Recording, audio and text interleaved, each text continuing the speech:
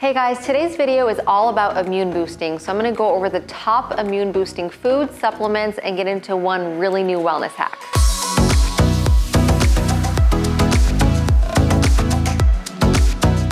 This video is going to focus specifically on immunity, and I think that now more than ever, it's so important to focus on boosting our immunity.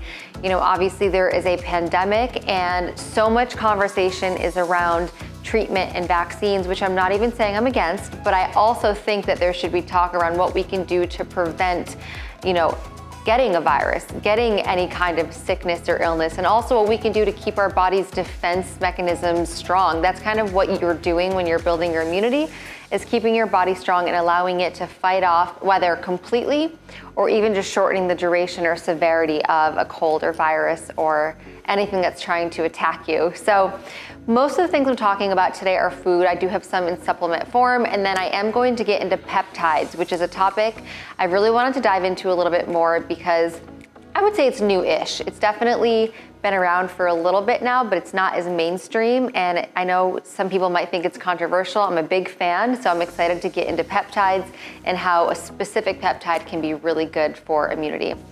So first, let's talk about garlic. I've got two forms of garlic here.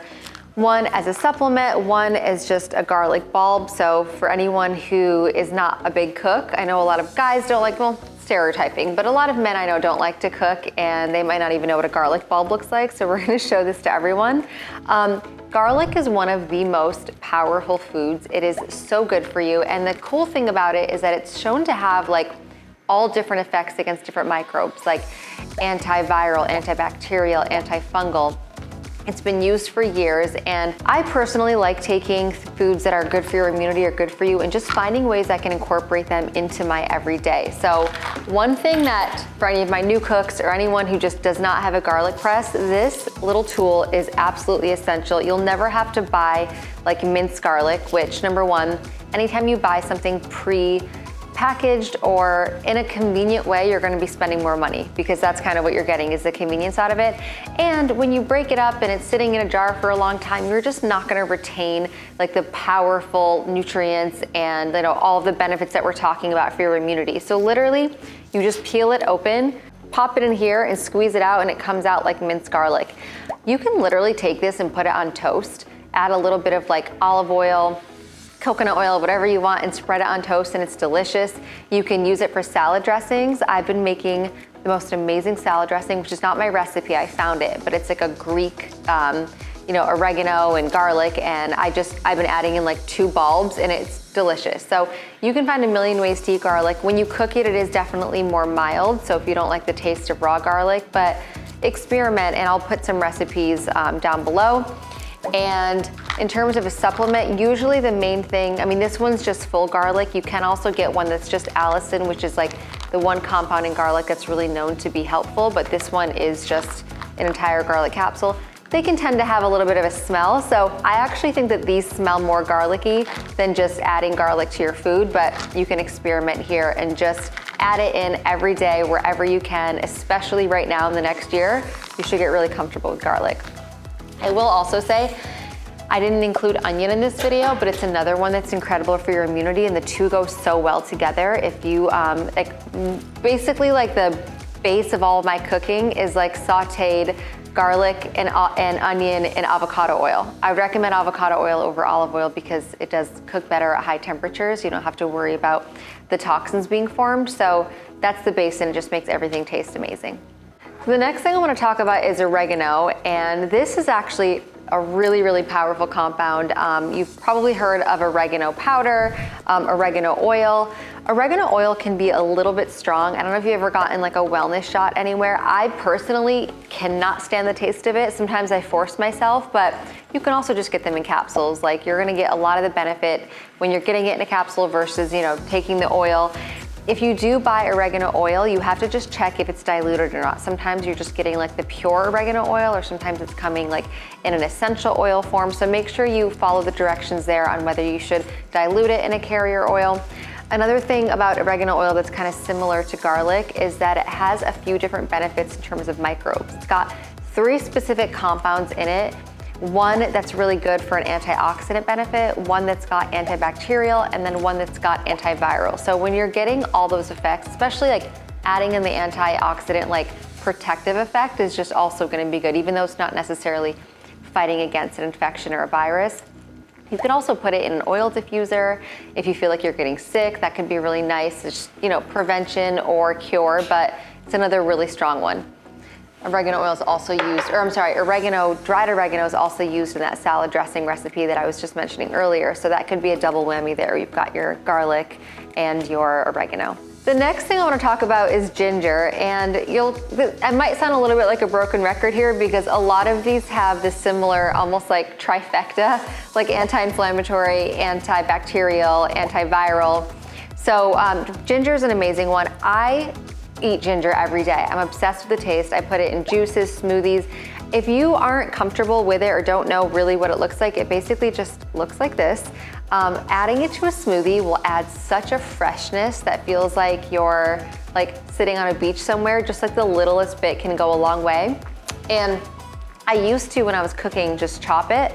And then I realized that I needed to get a ginger grater. For anyone that doesn't know, this makes a huge difference too. If you're making any kind of sauce or anything, just peel it and grate it and it's incredible. I like it better because the whole recipe that you're making will take to the flavor, especially if you're trying to make like a ginger tea with like honey and lemon. Having chunks of ginger is just not going to dissolve as much, and no one wants a big chunk of ginger. So I would really recommend this, super inexpensive, and I'll link it in the description.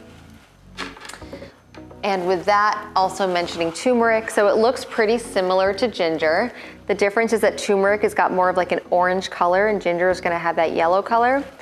Turmeric is really known for being anti-inflammatory, but it also has a lot of great like immune boosting effect. So this one has a bit of a stronger taste, I'm not gonna lie. I don't love it as much as ginger, but I really try. When I juice it, I don't know what it is. I don't know if you guys have juicers at home, but mine, it is a mess.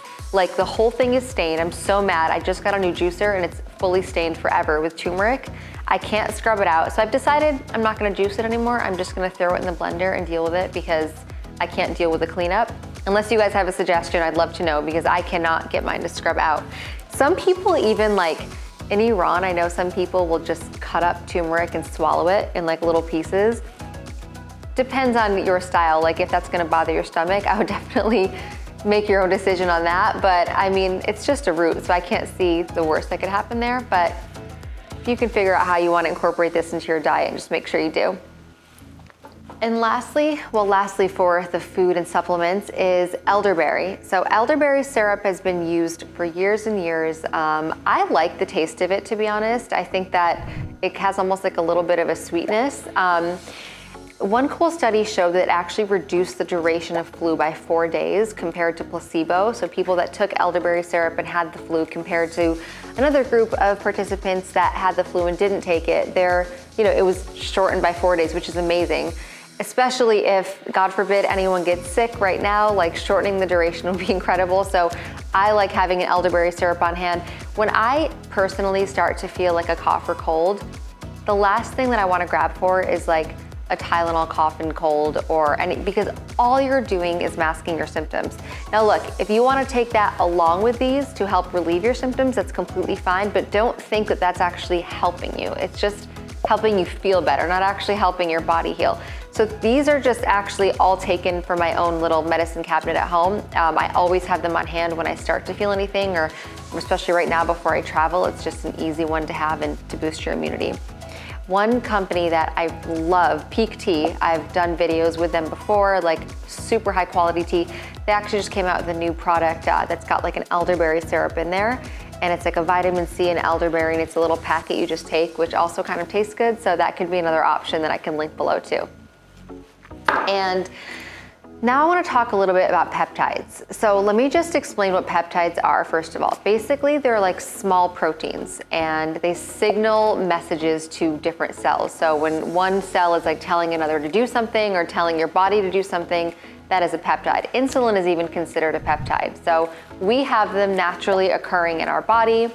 And there's also ways to use peptides like exogenously. Now, some people compare peptides to human growth hormone, and I know that there's a lot of issue and like, you know, side effects and danger there, they are pretty different in the way that they work.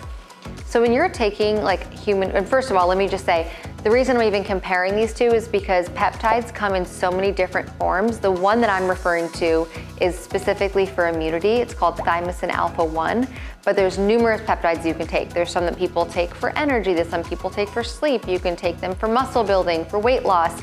So we're specifically talking about immunity, but just to touch upon how they work, when you take human growth hormone, let's say you're taking it for like weightlifting or something, you're basically taking that hormone and putting it in your body. And the issue here is that your pituitary gland thinks, okay, we already have enough in the body, we don't need to produce it anymore. And then you stop producing your own supply. And this is when people talk about like negative feedback, kind of like with antidepressants. When you're giving yourself too much serotonin, then you stop producing as much. So that's the risk there, one of the risks that people worry about. Now, when we're giving peptides, we are stimulating our own pituitary gland to release what we want it to release. And that's why it doesn't create this negative feedback. It's not like we're adding it into our body, we're just stimulating ourselves to produce more. So basically it increases the amount of T cells and B cells, and it ends up really boosting your immunity. Another cool thing about it is that it's really specific. It's very short acting, it's very specific, so it's not gonna stay in your body a long time. And because it's specific, that means that it goes to the receptor and it acts where it needs to versus like getting dispersed throughout your whole body, and that's gonna reduce the amount of side effects. If you take something by mouth, it has to go through your GI tract, it has to get metabolized to your liver, it gets to go through your kidney depending on what you're taking. So it has room to leave side effects everywhere, whereas peptides don't pass through the liver or the kidney, they don't get absorbed into your stomach, so they're really just acting where they need to. And actually, studies have shown that compared to placebo, they have less side effects. So there's a lot of cool things about peptides that can be really helpful. When COVID came around, I was like, let me just have everything on hand just in case. And you know, I had learned a little bit about peptides and researched it a little. So I personally have thymosin alpha-1 in my fridge, and you have to inject it. You basically get like it's like a diabetic sized needle. It's very small, like tiny. Like if you push it too hard, it will bend, and like it's a flimsy little needle, it doesn't hurt. And there's 2 different doses that you can use. You can use, I'm gonna pop up here in case I'm wrong on memorization here, but I believe it's about 20 units for prevention and 100 units, I wanna say, for treatment. So you can do it once a day for prevention. The only time that I've used them are the 2 flights that I've taken during COVID, where I've gone from New York to LA.